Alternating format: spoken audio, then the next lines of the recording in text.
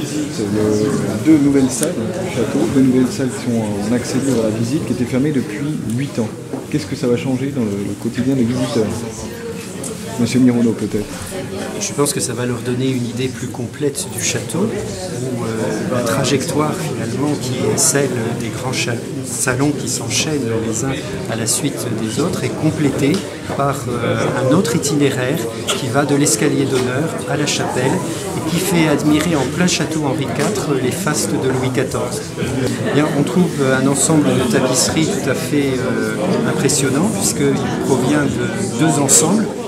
Un ensemble du XVIIIe siècle qui retrace l'histoire d'Henri IV, l'histoire et la légende, pour ainsi dire, avec les tapisseries des Gobelins qui ont été tissées sur des cartons de François-André Vincent, qui les a préparés à la fin du XVIIIe siècle.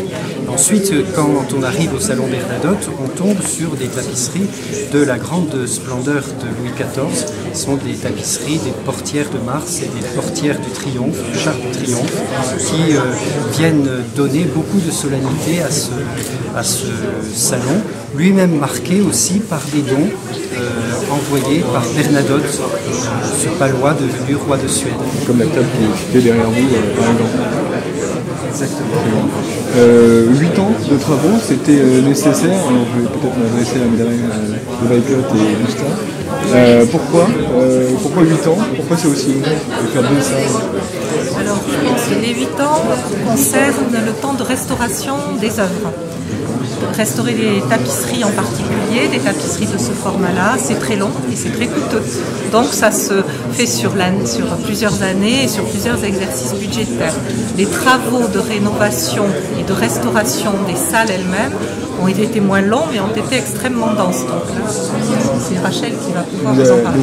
Il y a eu un travail d'artisans locaux oui. et puis des équipes du château. Alors comment ça s'est organisé?